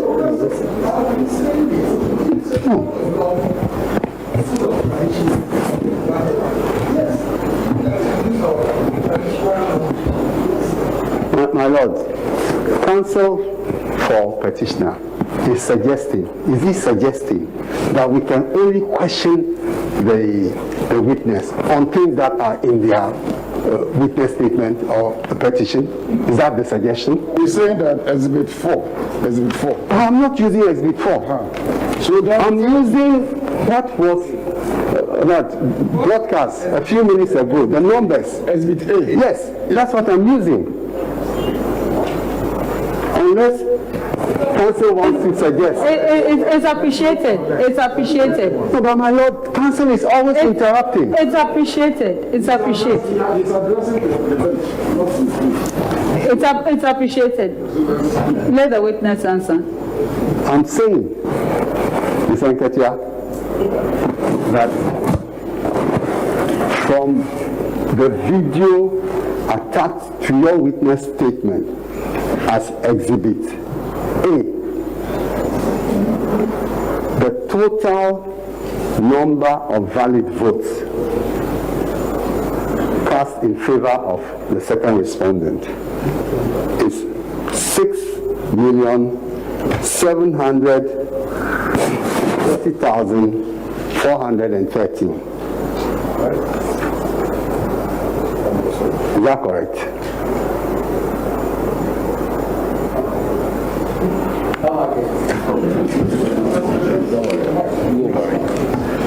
Yeah, I'd like to take the question again, yeah. I'm saying that from the declaration in the video clip that we just saw, which really is the basis of all your case, and you should know what is in it. The total number of valid votes that second respondent obtained is 6,730,413. Is that correct? That's correct, my lord. Good. Now, the total number of valid votes that the petitioner obtained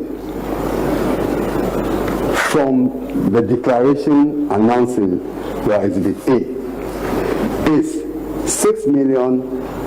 240,889.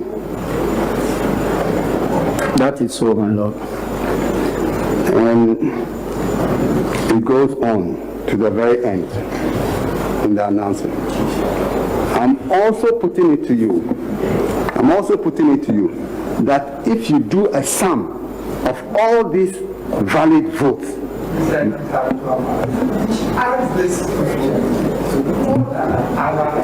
yes. So can you tell the court what is 6,730,413 as a percentage of 30,121,111?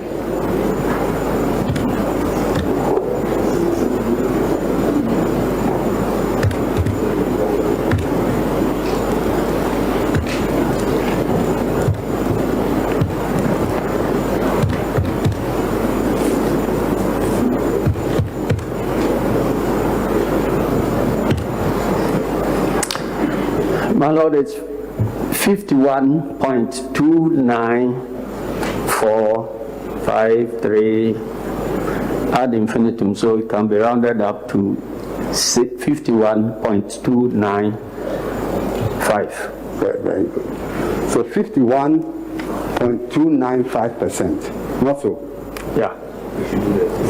Now, what about the petitioner? His total valid votes are 214,889. 6,214,889. What is this sum as a percentage of 30,121,111? My lord, it's 47.365569 ad infinitum, so it can be rounded up to 47.366. So you admit that from the chairperson of first respondents declaration on 9th December, second respondent crossed the more than 50% threshold.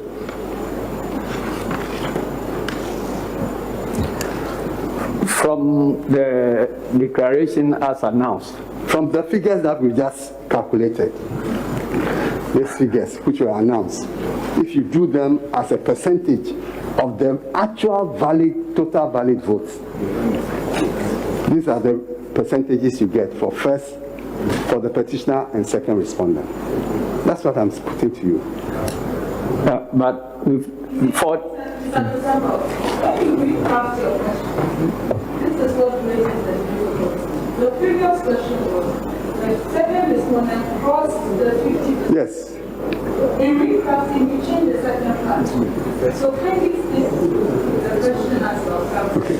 So I'm saying that from the calculation of the percentages of first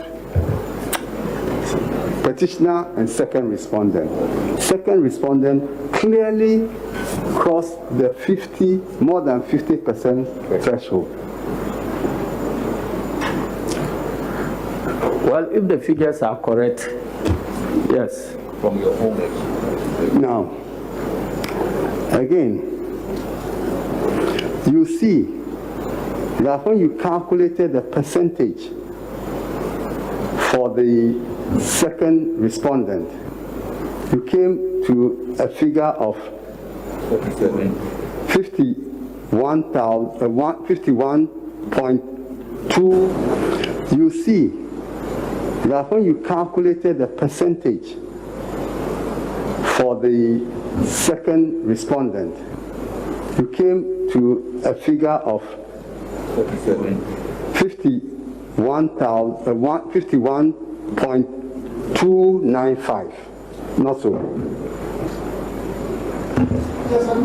Yes, I'm just emphasizing it for my next question. Now, yes, my lord. You notice that when the chair of the EC was orally proclaiming this, she said 51.592, not so. 592, please. That's what she said. That's what she said, not so.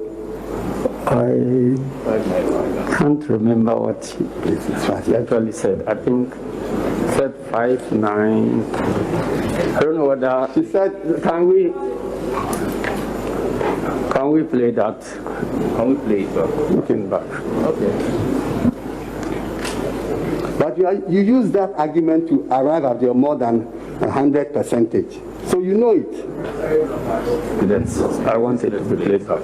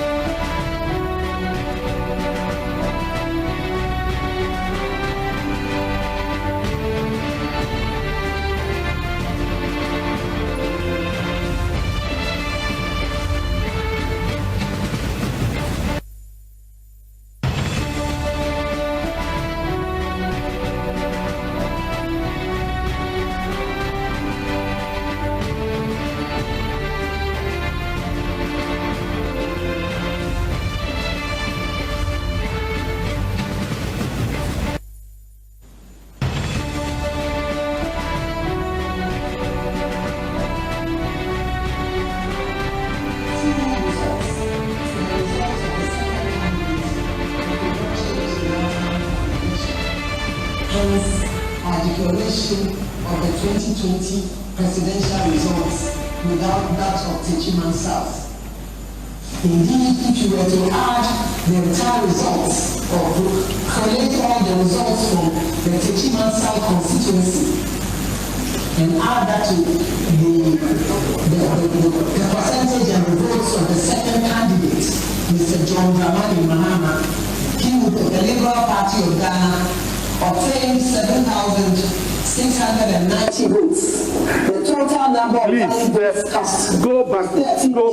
This is not 434,000.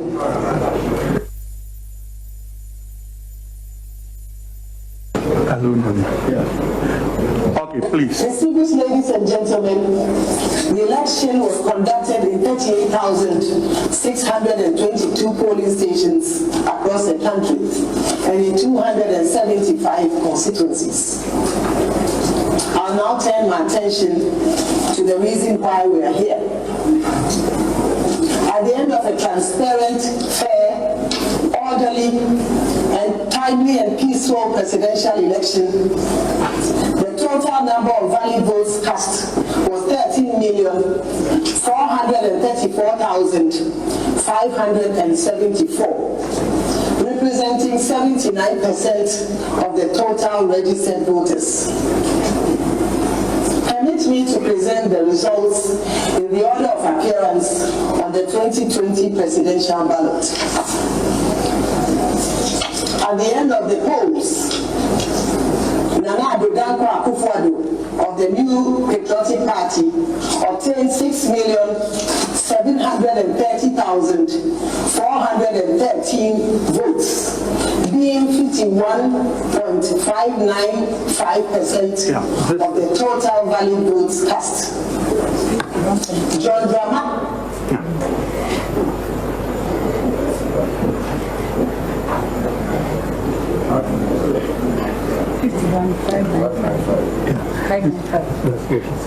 So you can see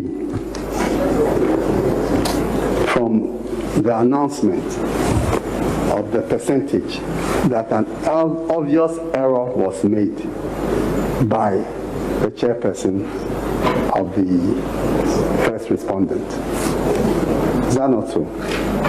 My Lord, your question was for me to admit that the first respondent announced 51%,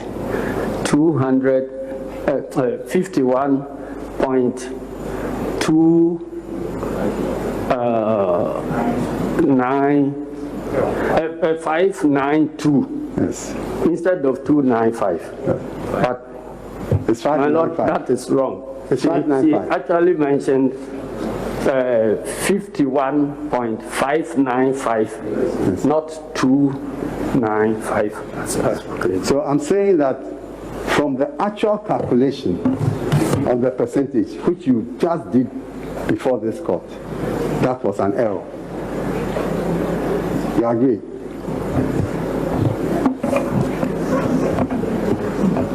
Yes, the percentage announced was an error. Yes.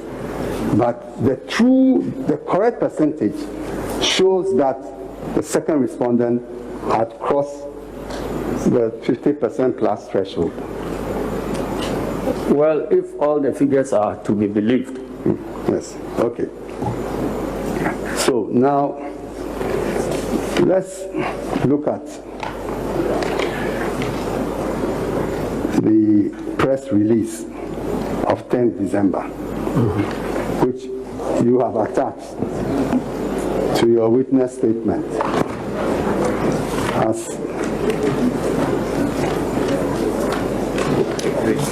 as your Exhibit B.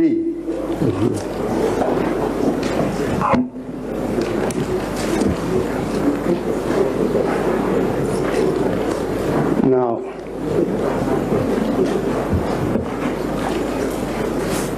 I'm putting it to you that if you add all the valid votes obtained by the 12 presidential candidates, you get a total figure of 30,119,460.